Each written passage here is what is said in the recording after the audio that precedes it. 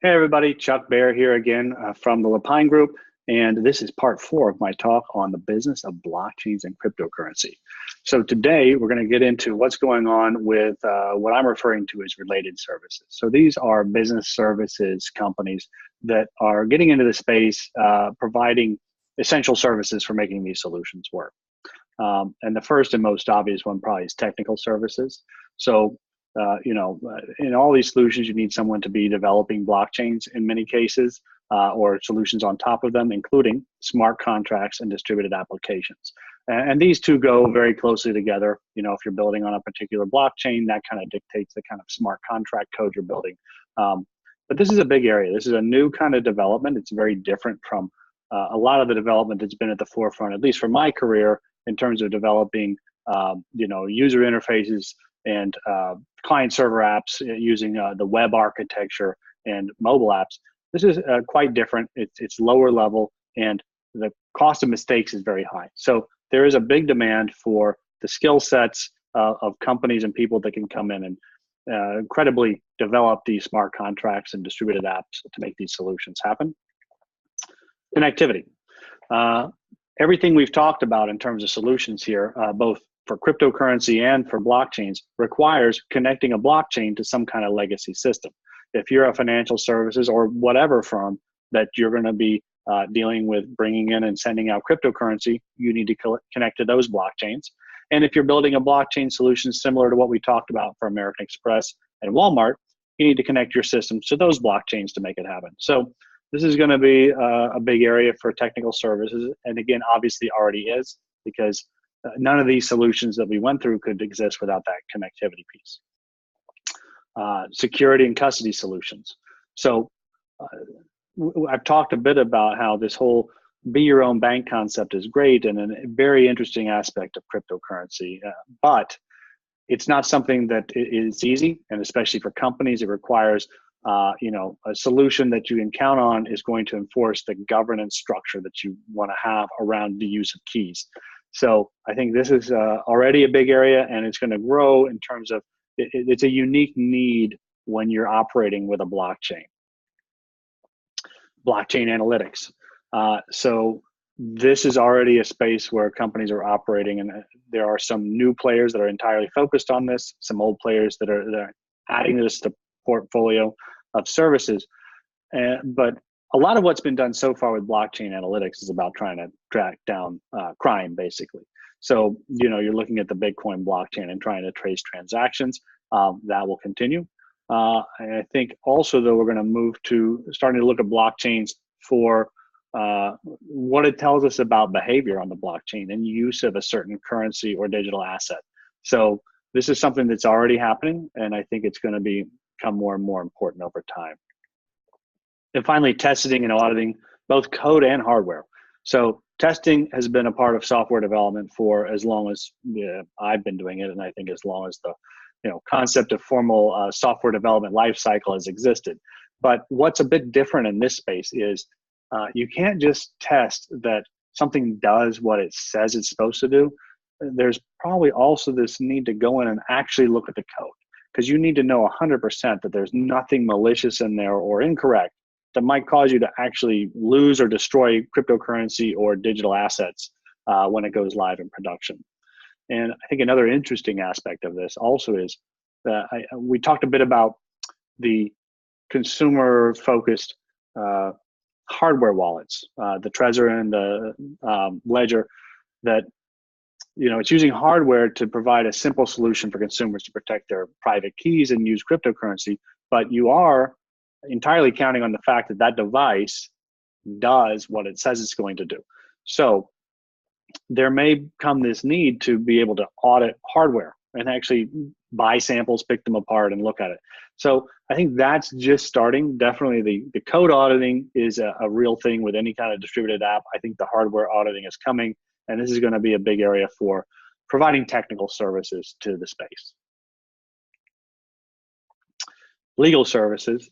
I've talked a lot about how there are these barriers and challenges that will come with dealing with both cryptocurrency and developing blockchain solutions, the biggest being, legal and regulatory compliance. In this space, it's basically the Wild West. And this presents a real challenge for any serious public company, that they really can't go in and start doing things until they know that it's legal and that they're not violating any regulations. And there's a lot of gray area there. And this is where, in the legal space, a lot of work is being done in terms of sorting this out and trying to lay the groundwork.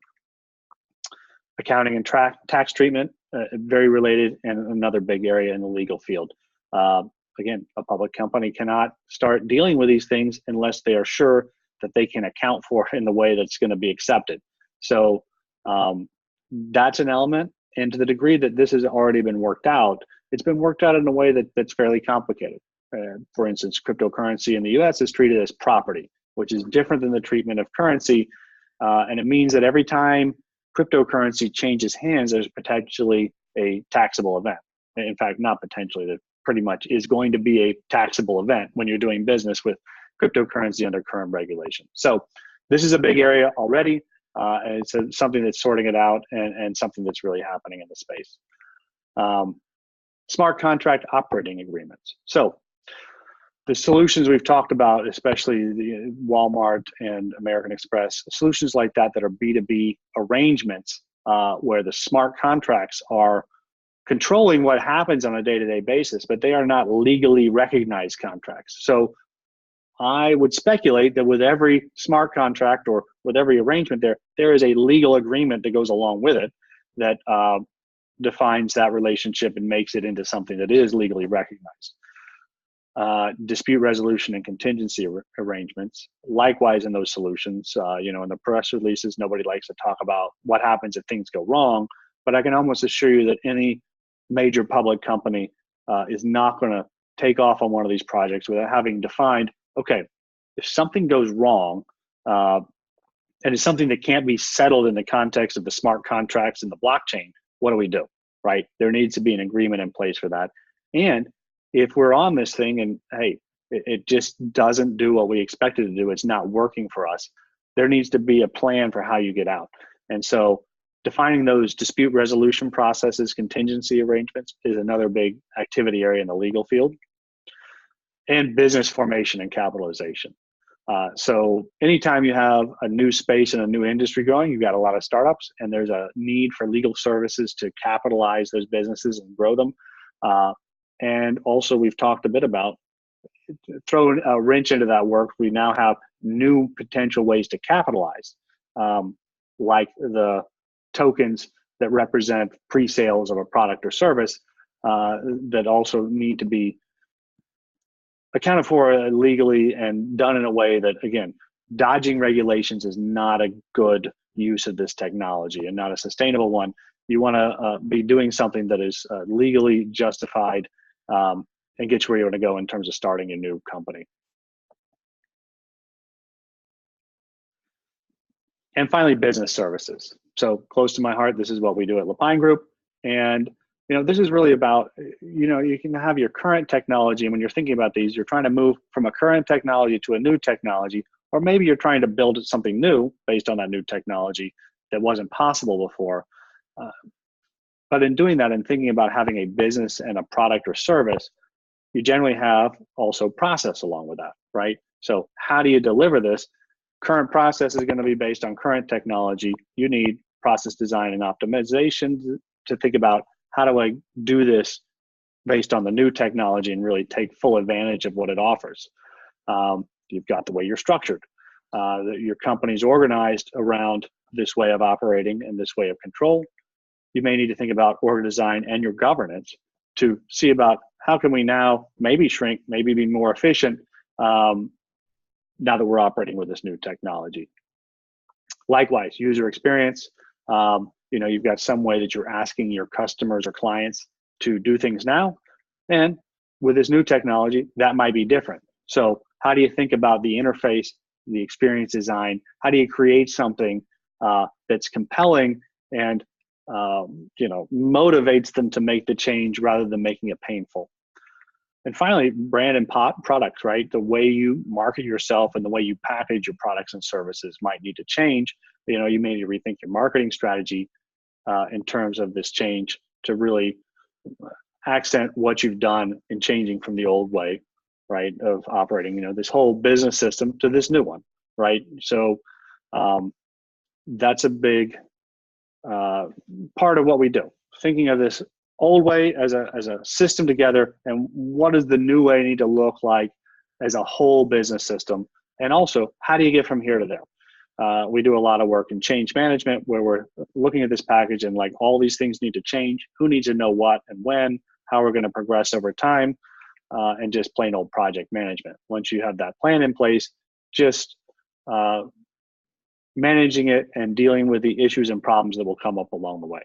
So that's how we participate in this space. And again, it's very real and very now, because any business that is moving or changing into this new way needs to deal with these questions. So that's it for part 4. Thank you for tuning in. Tomorrow we'll have a look at what I think is coming next in the space. Thanks for listening.